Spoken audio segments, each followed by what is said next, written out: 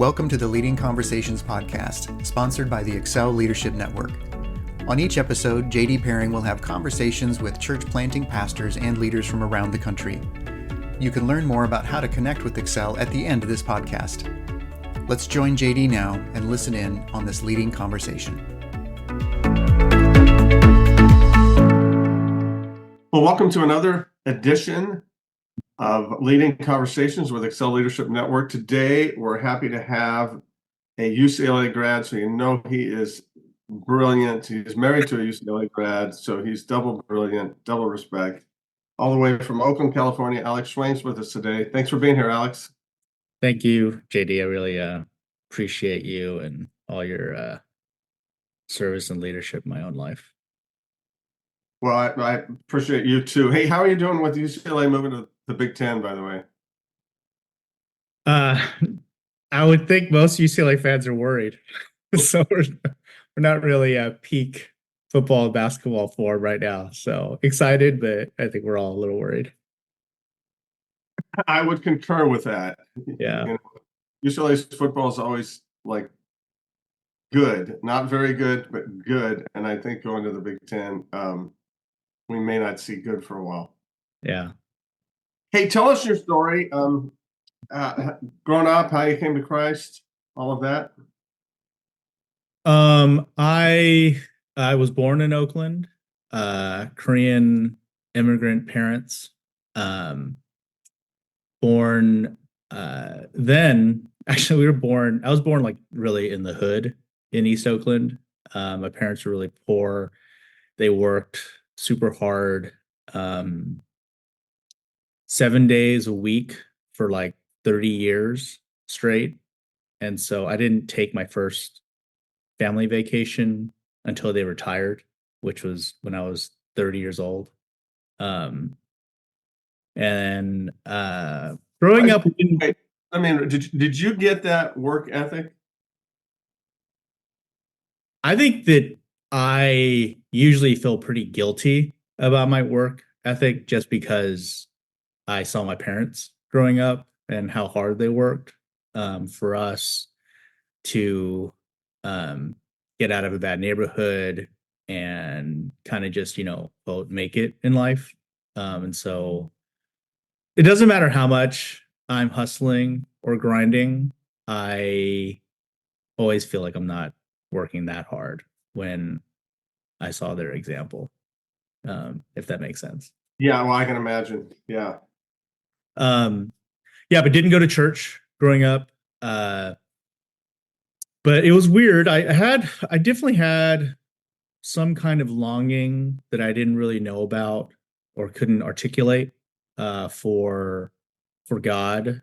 And so even though I didn't go to church, I started reading the Bible every day. So by the time I graduated from high school, I had read the Bible cover to cover 3 times. Before I went to college. So just on your own.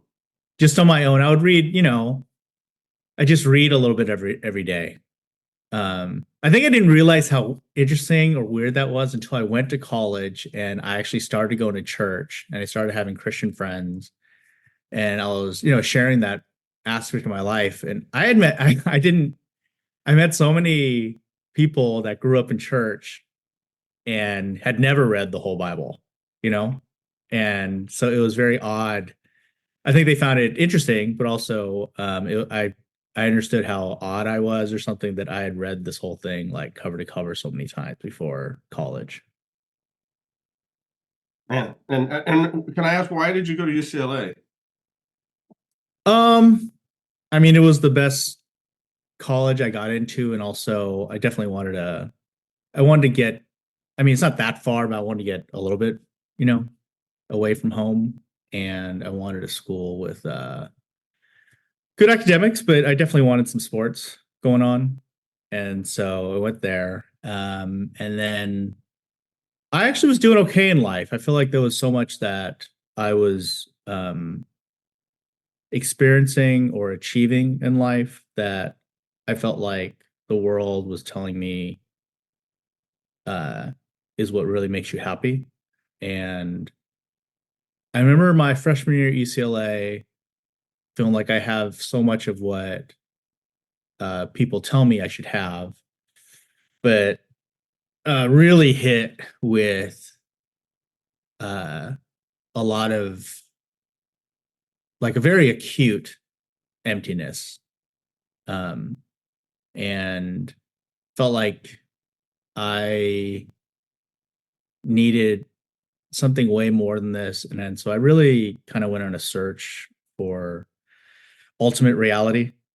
And so um, I started going to the Navigators, Hmm. and that totally changed my life. A guy really invested in me and discipled me. I started going to church. So I had quite a conversion my freshman year. I think I probably had some faith growing up, but that was my big life change. And people were, I think just my crew growing up, it was a lot of,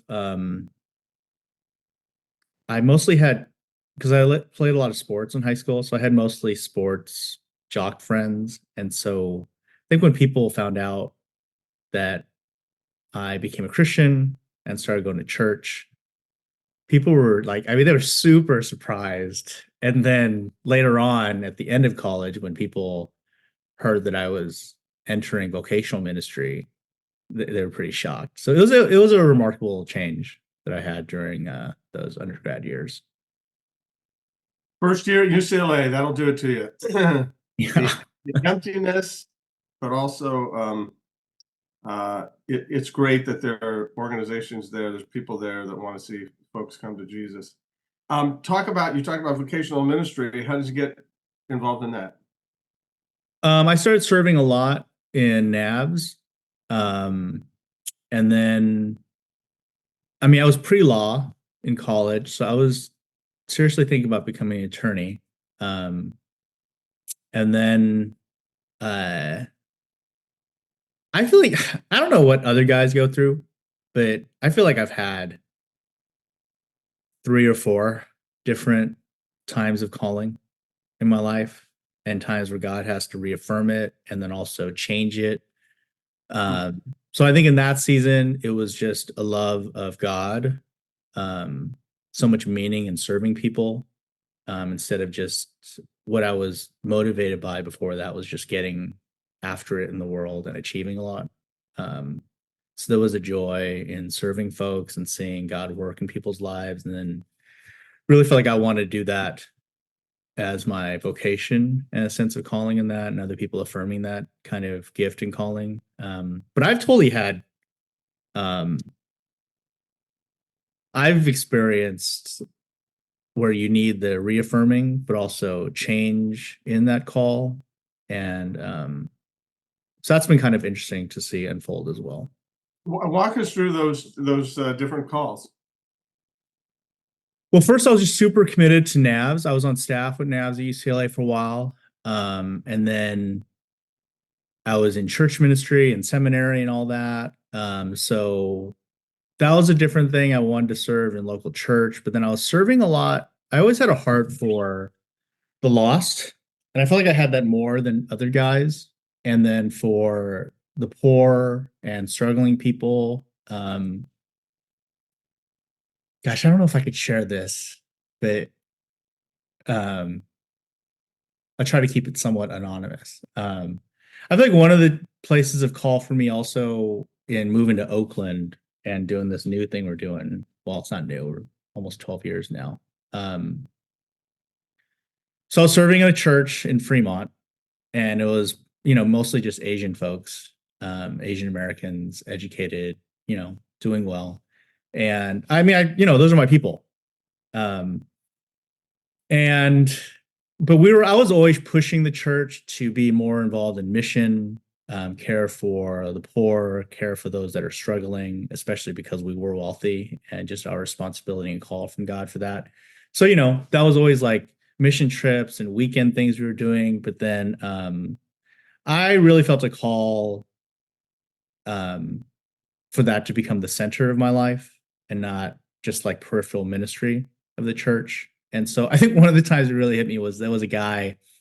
And so I don't want people to feel, I'm not judging people, I'm just saying that's different callings that we have. I remember a guy in our church who's a really good guy, and works extremely hard and really bright. And he was at a startup. He's a engineer, and we were going around, praying, and he wanted some discernment and some care and some prayer. And he was sharing with me, like, and this is a real thing. This is real life. And I understand the struggle. He's working like probably like 60 to 70 hours a week at the startup. And after a few years, they finally were able to go public. And so he was really struggling. And his prayer request was like, I'm really going through a hard time because, they just had the IPO and the stock price was not doing as well as they were hoping. And just in that moment, I was like, gosh, I know that this is really hard for him, and I know he worked really hard for this. And yet inside of me, there was a part of me that was like, I just really don't care. I don't really care that like you're not going to make multi-millions, from this life of working really hard for this, and maybe only make like $1 million or something. And I think he worked really hard, and this is real life, and I care for him. But I feel like pastors should be at a place where they're serving people that they're truly brokenhearted for. And I was not brokenhearted for some of those wealthy struggles, which are real. And I think that there's other pastors who are brokenhearted for those guys. And I just realized in that moment that this is probably not my bag anymore. I think I was probably because I grew up poor, but also kind of knowing more and more what the world was like and the struggle of people. That was I remember that was a memorable time for me to understand that I love this guy, but I don't love him like he should be loved and what he's going through. And there's other people that I'm kind of more truly brokenhearted for, that I want to give my life to. So that was an affirmation or a sense of calling, still within vocational ministry, but that a sensing that God had something different for me in that time. So don't share financial prayer requests with Alex. Yeah. That's what. No, that was just clarification, your call to the poor. And that's because you grew up poor. I'm sure my background definitely had a big part in that sense of calling. Yeah. So from there, did you have a call to church planting then? I think I have a call. I feel like I do have a definitive call to being a missionary. My wife and I, we were signed up with Pioneers to be church planters in Indonesia amongst Muslim folks. So that was the plan, and then just stuff happened and it didn't come about. But I do feel like I'm sometimes different when I'm around the church planter guys. I feel somewhat at home, but there's something about me I feel like that's more missionary than church planter, which is a little bit different vibe. So I feel like I try to live out a missionary call and vocation in America. And that's amongst cross-cultural stuff and people. So yeah, I felt a call within missions, and then the way they do that in America was church planting. So yeah, and then probably this, I don't know if it's a selfish thing. My last church was really painful in Fremont, and the entrenched structures that I had to work within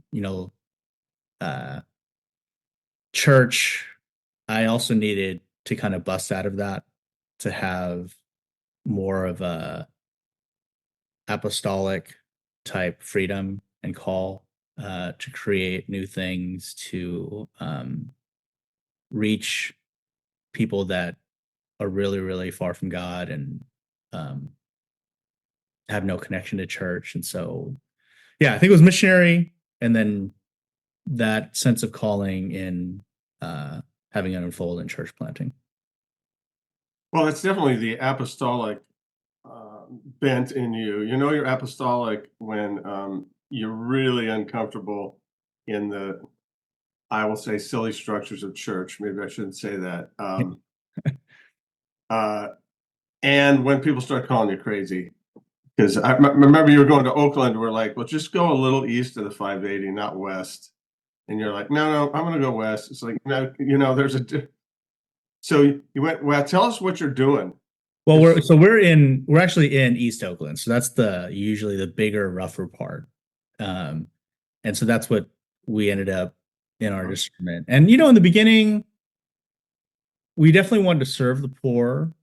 But in the beginning, we had a hard to reach everyone, but the more that we were here, we felt more of a definitive call to only serve the poor. And so I think that was what you were asking now, like what we're up to. Yeah. So we plant house churches for poor, struggling folks who are far from God. And that's what we've been doing for like 12 years. And now it's kind of grown to be a little bit of like a network. It's almost like a mini missions agency where we plant house churches for the poor in anywhere that's kind of really struggling. So we have either staff or partners in Oakland, Richmond, Antioch, Compton, and I think just anywhere where there's not that much church planting going on. And if we can partner with people or help people to be better resourced, and then we also do a good amount of prison ministry as well. So, that's kind of what's going on. How do you fund this? So that's been, I feel like in church planting, gosh, you have a plan, but that whole Mike Tyson thing, right? You get punched in the mouth. And I think I didn't know, and our team did not know, that somehow I would become like a decent fundraiser, or that God was just blessing that portion. And so I have not really done any fundraising in my life. I was supposed to when I was with Navigators, but I was just horrible at it and I didn't really do much at all. So yeah, to our great surprise and to mine as well, we are able to raise funds for the ministry because we try to get, our folks to tithe and everything, and some of them do, but they're poor. And so it's hard to fund all of this and all of our staff and all of our ministry. So I would say, I feel like 25% of my job is fundraising. So I probably give about that much time or effort to it. And I've been beyond grateful for how God has provided, but also I can't even put into words how grateful I am that I can raise funds and pretty much never ask for money. So we, I would say the last like 10 or 11 years, we've never asked for people to give. And I have a hard time asking, for money, asking for people to fund something. So it's really just been sharing our stories, what we do, what we're about, also sharing kind of what I'm learning in this process of serving the poor, and people have been really generous to give to it without even being asked to give. And it's funny. It's like the guy I was sharing about before, that was at the startup, that the stock didn't do as well as he was hoping.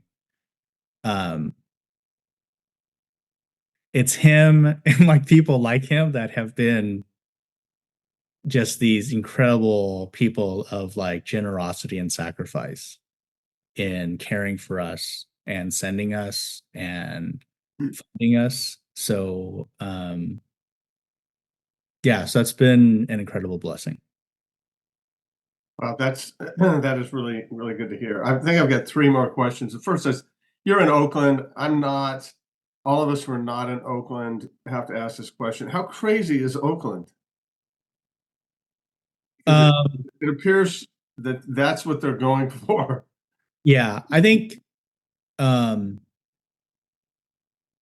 share 2 things. Okay, first, with everyone who's not in Oakland and just watches the news, what I would say is there's definitely, I would say it is something true to say that it's worse than you think it is.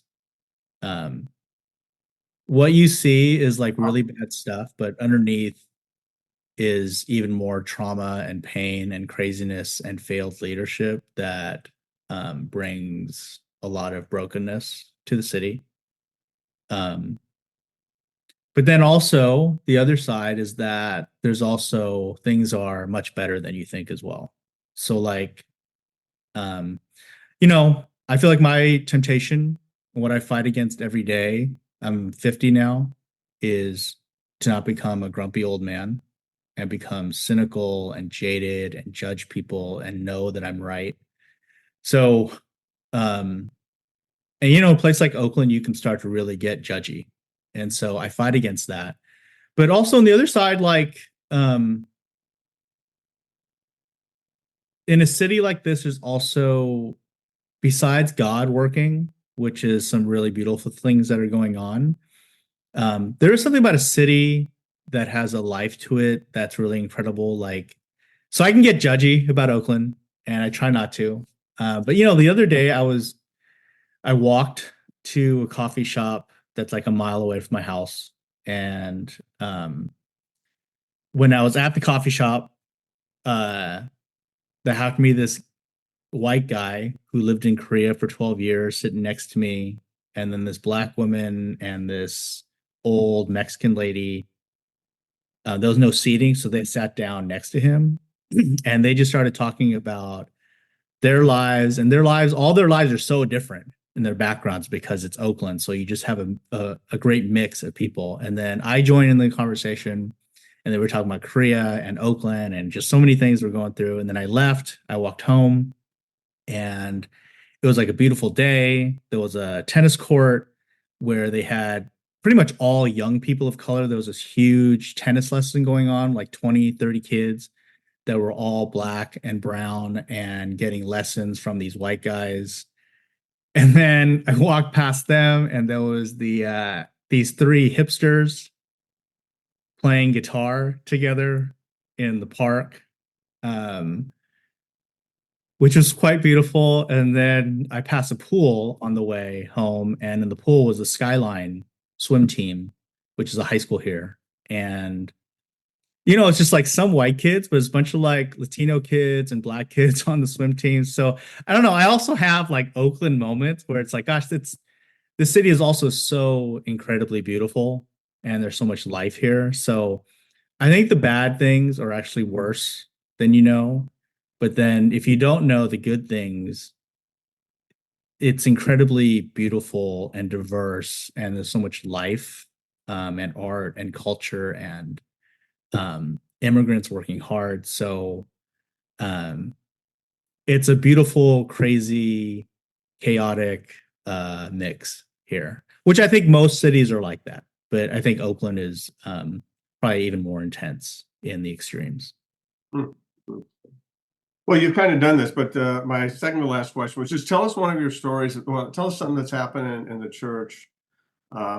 Usually when you tell the story, your stories, I'm like, I can't believe you told that. But tell what's something that's happened kind of recently, just a God story. Um, I'd say one of the most life-giving things has been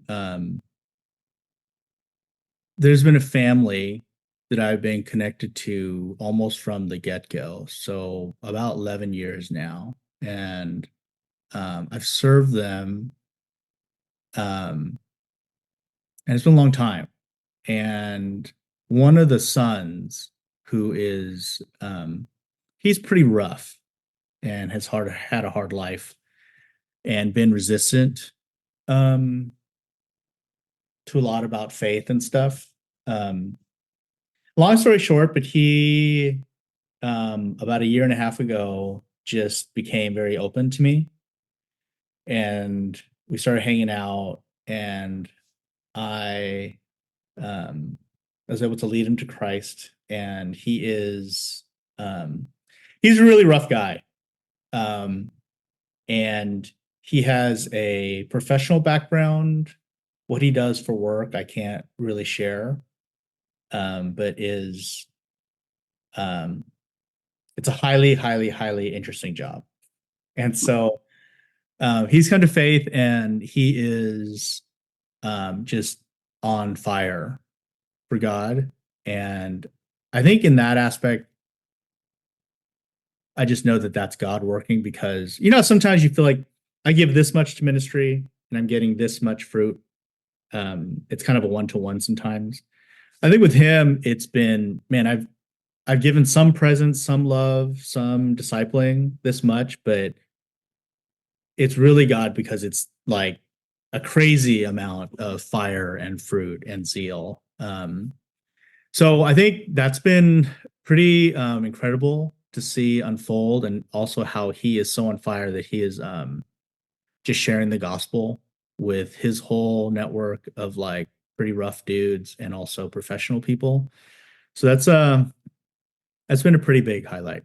And that's taken a long time to see happen. So I'm kind of rejoicing in that. I would say the other thing about that, can I share like 60 seconds more of that story?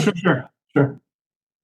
I've really struggled with some very church planter brokenness and pride and jealousy, though, in the midst of this. Because it's taken a long time to serve this family and his story, which is really rough. And so his friend at work just found out that he started going to church.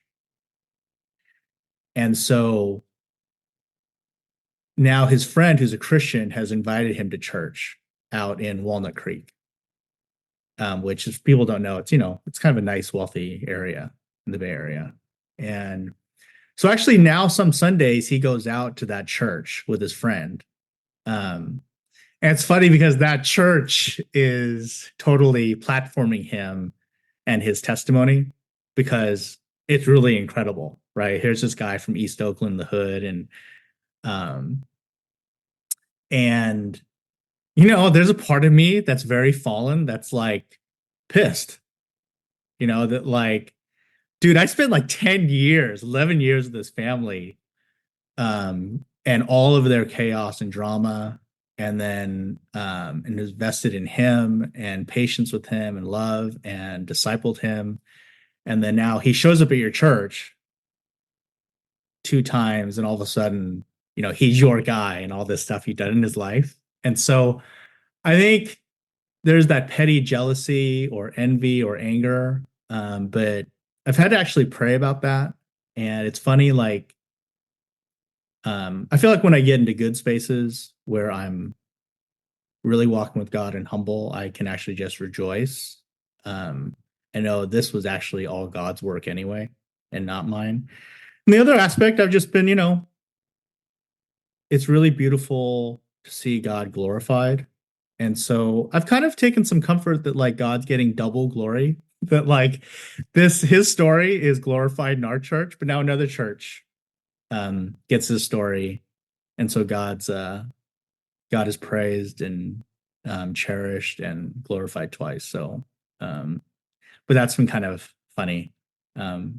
What's happened recently? Well, thanks for sharing that. There's way too much of this churches taking credit, Yeah. Vaj, in that it's about the kingdom. It's not about the church. Yep. The churches tend to go away. It's about the kingdom of God and the privilege of being involved in that. So, and God's, as long as God's glorified, the rest of us can share the crumbs afterwards. Is what I always say. True. That sounds like I lived for a couple of years in Walnut Creek, and it was.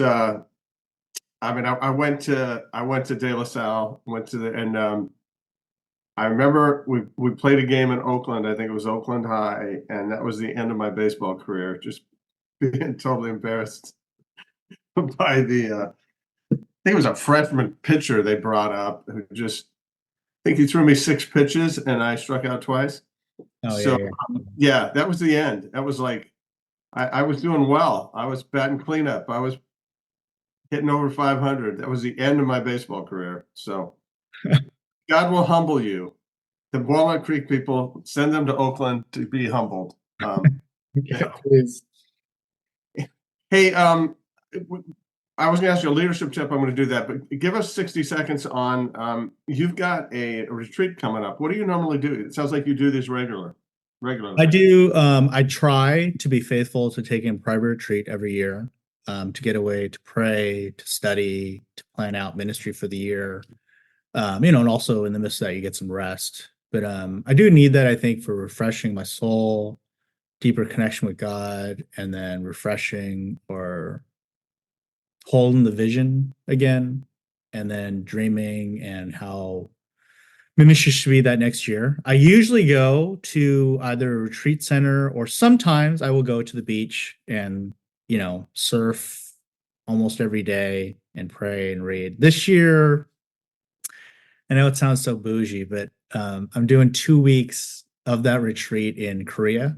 So I'll be leaving for Korea in a couple weeks, with the same plan, ton of books to read, some things to process and pray about, time with God, but it'll be 2 weeks in Korea this time. Great. Well, I hope that is just a wonderful, wonderful time. Last thing, leadership tip. From the brilliance of Alex Sweng. I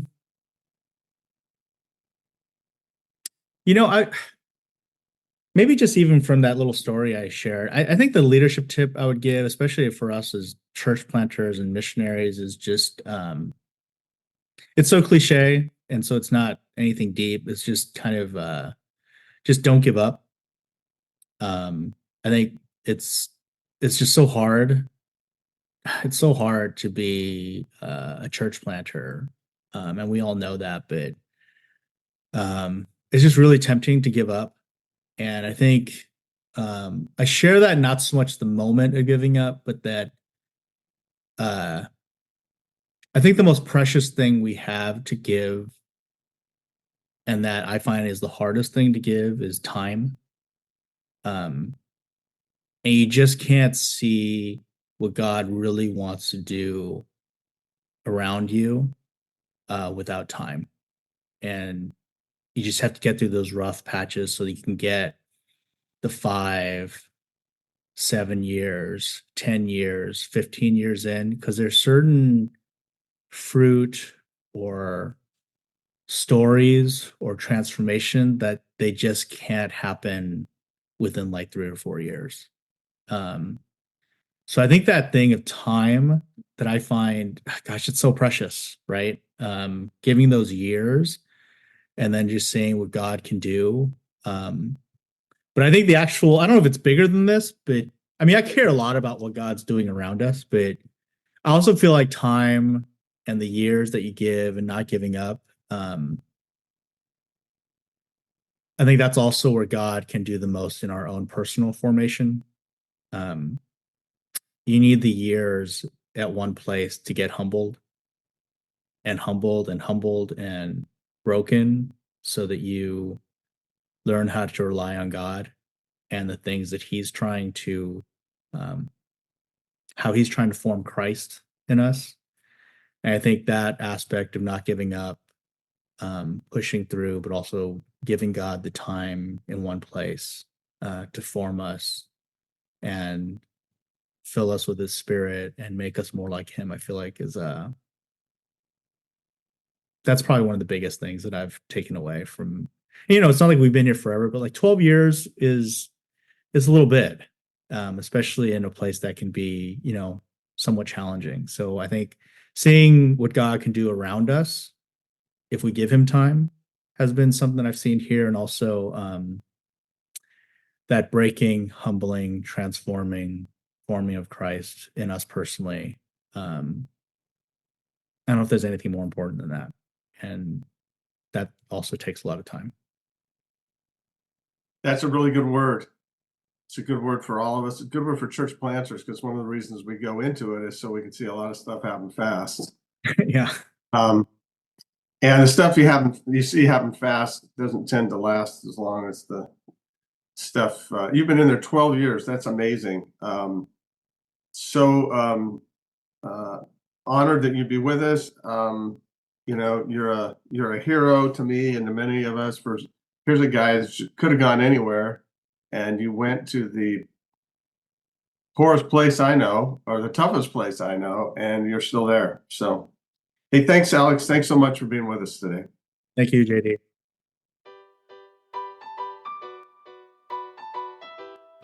Christian Community Credit Union is America's leader in biblical banking solutions. As a trusted ministry partner of Excel Leadership Network, they are dedicated to serving ministries in all life stages of growth. Whether you're planting a new church or expanding, Christian Community Credit Union will come alongside your ministry to help you grow so you can serve more. They offer low-rate ministry loans as well as products to maximize your ministry's money, including high-interest checking, savings, and CDs. Take the next step and learn more at mycccu.com/excel. That's mycccu.com/excel. Membership eligibility is required. Thanks for joining the Leading Conversations podcast. We hope that you found it both helpful and encouraging.